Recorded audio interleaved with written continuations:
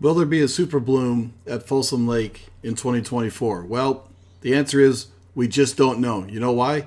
Because we can't get to Beeks Bight in 2024.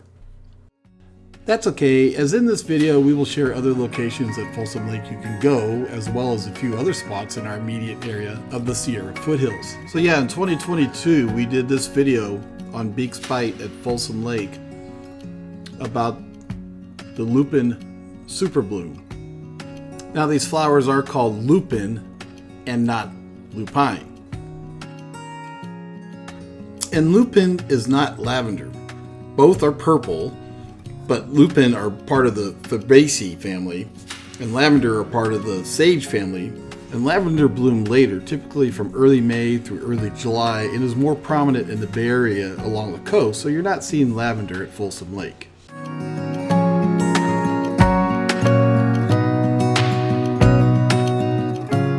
Now in 2021, Folsom Lake, and specifically Beeks Bight at Folsom Lake, got all the attention as the news got out quickly on social media and YouTubers like me. Why was there such a super bloom? Super blooms happen when there is a high rainfall in natural landscape combined with years-long drought. And what the drought did in 2021 in our area is eliminate most of the tall grasses and weeds, making room for the bloom. But now in 2024, since we're out of the drought, the tall grasses and weeds are likely to take over, eliminating the super part of the super bloom. And another more obvious reason to doubt a super bloom happening at Beeks Bight is this: we have more water.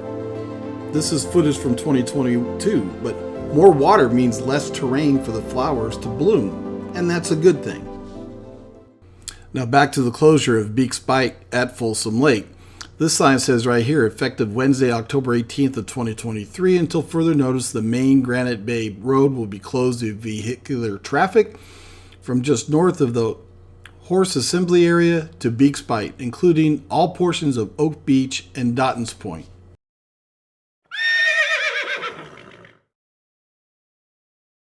Now, however, with the exception of Dike 1, all roads in the North Granite Bay area will remain open to other uses such as walking, hiking, and bicycling. So what this is saying is you can still get to Beeks Bight, just not with your car. Here's where you enter Folsom Lake off Douglas Avenue. You pay your $12 to get in or use the Poppy Pass. Okay, so we just entered. There's the gate, right? And you're gonna keep going straight. Once you get to Granite Bay Main Beach, you'll see the turnoff. It's blocked off here. This is the horse assembly where people can still get on their horse, so you go by horse. This is the dike that's being repaired all along here, right? So that is closed. So you get to the stop sign, there'll be a sign on the right, Granite Bay Main Beach to the right. And this is considered north of Granite Bay. Oak Beach, Beeks Bight, Dottons Point, and the horse assembly on the left. And it's this dike straight ahead that is closed, but you can see bikers, you can use the trail to get there. Again, this is all being repaired right here, and you cannot drive on this dike. And on Folsom Lake's website, there is no date given as to when this will be repaired. You can take your mountain bike or walk. Once you park here, you can traverse along the shoreline here, and the water's a little bit higher, and go all the way and get to Park Road, right? And walk or ride to Beeks Bight. This is the area right there.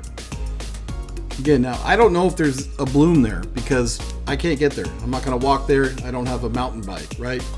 But those are ways that you can get to Beeks Bight if you want to take some photos and experience the possible super bloom at Beeks Bight. So if Beeks Bight at Folsom Lake is not optimal, then where can we go to see flowers? Now, before we disclose other places locally, in Northern California, super blooms consisting of lupine and the California golden poppy aren't quite as large and vivid as they are in Southern California. That's because wildflowers must compete for space with annual grasses, which have a tendency to grow fast and crowd everything out. Now, wildflowers adapt to areas with less competition, such as places that have been burned by wildfire and areas where the soil is harsh or compacted.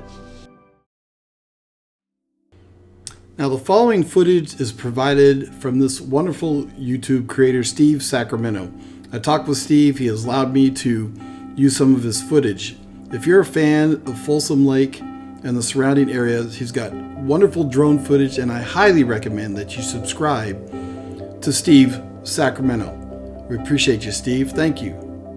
And the link to Steve's YouTube channel will be in the description.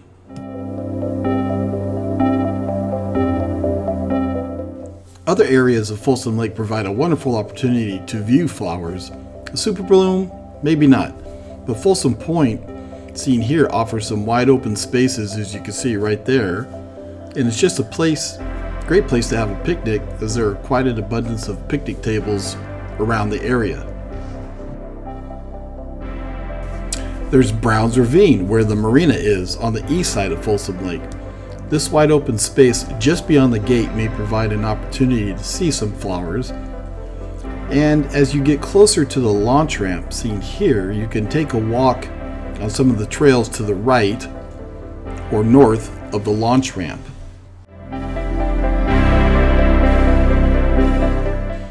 Now, we recently spent an afternoon at Rattlesnake Bar, and the flowers had not yet bloomed.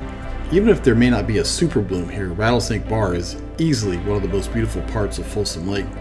To me, only second behind Beeks Bight, and should be visited. Now, as the weather warms, be vigilant of rattlesnakes. The only time I heard a rattlesnake was here at Rattlesnake Bar. And give some more love to Steve of Sacramento. It has also been reported that flowers can bloom quite a bit at the old Salmon Falls Bridge area on Salmon Falls Road on the South Fork of the American River. Steve's video here is just a short walk from the old Salmon Falls assembly area.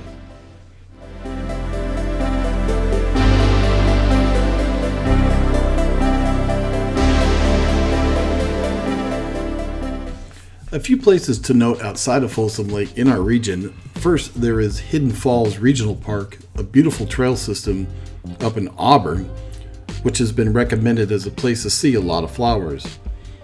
Now, these are photos from my son and his girlfriend from April 11th of this year, 2024, and they even took the Poppy Trail.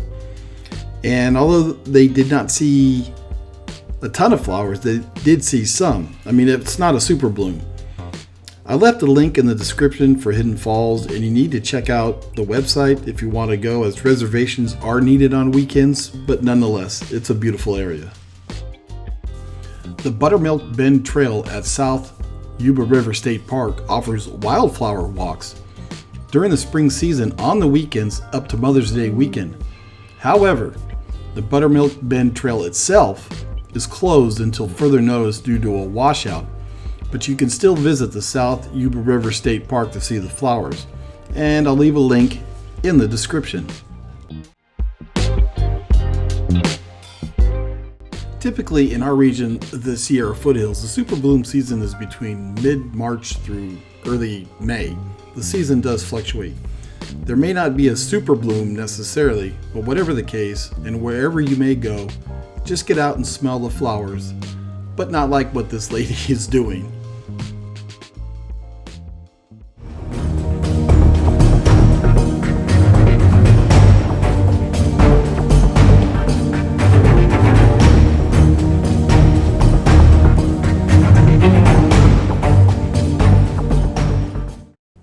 We thank you, and thank you for watching SippyCupAdventures of Northern California.